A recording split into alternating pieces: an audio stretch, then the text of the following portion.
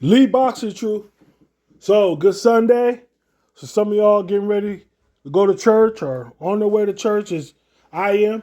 All I got to say is yesterday on the zone, I watched a great night of boxing, heavyweight boxing, I believe welterweight boxing, and then you got the 154-pound division, which Jerome Boots Ennis made his entrance that day against a fighter, Lima, who a lot of people felt that was not even close to the Boots' level.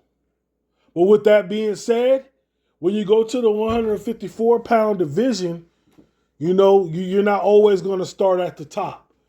So, but after this fight, I'm grateful that Jerome Boots Ennis said that he already signed the contract for Virgil Ortiz.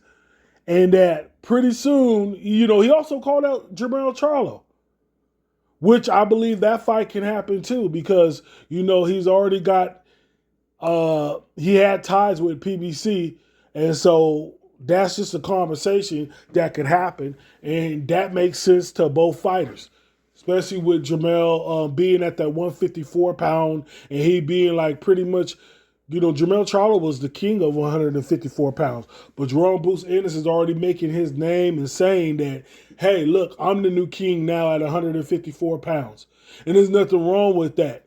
So somebody either got to prove him wrong, by shutting him up, or they just got to continue to listen to him saying that he's a 154-pound king. But regardless of this situation, in these next couple of fights, he needs to be fighting either a Virgil Ortiz or Jermell Charlo or one of those guys in these next couple of fights. I do not want to see nobody like Lima again. No disrespect to that man, but he wasn't on his level. Then some people will say he didn't even belong in that ring.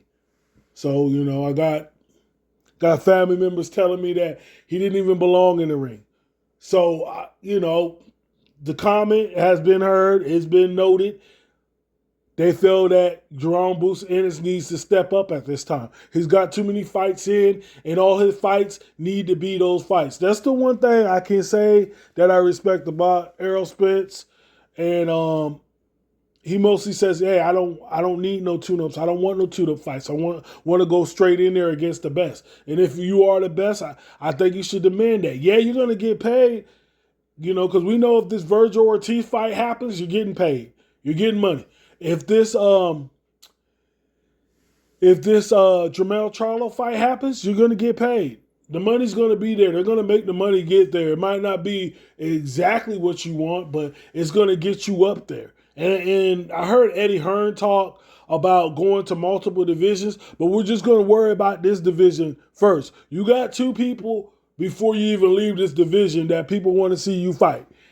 If you fight one of them, I'll be happy with that. And that's a Virgil Ortiz or Jermell Charlo. If you fight either of those guys, I'm satisfied if you go from 154 and move up. That's all I need to see for myself. Unless you talk about unifying and, all that stuff being undisputed or something like that and getting another weight division like that. But those two fights need to happen, and they need to happen in 2026. Early 2026, your next two fights, I should see one of those names in there. There's no excuse. And that's the same thing with Virgil Ortiz. If his contract signed on his side, then I got to find out what's going on, why Virgil Ortiz is not signing that contract.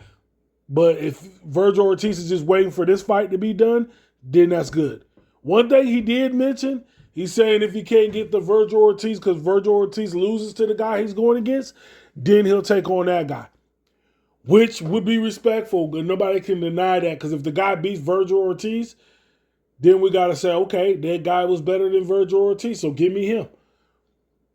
So it sounds good. Everything sounds good, but we need to see the action involved with that too. He already said that he signed, so now we're just waiting for Virgil Ortiz to fight, and hopefully this pumps it up, gets gathering, and if Virgil Ortiz wins his fight, he calls out Boots Ennis right there and said, hey, we're signing the contract, the fight's on. And the fight is on. And the fight needs to take place in neutral ground, and they need to start on the press conference as soon as possible. So with that being said, I enjoyed the fight, but now it's time to move on, and it's time for him to step up into the 154-pound division and fight some names that are notable that we definitely want to see. Lee's Boxing Truth, like, comment. You already know what to do. Subscribe.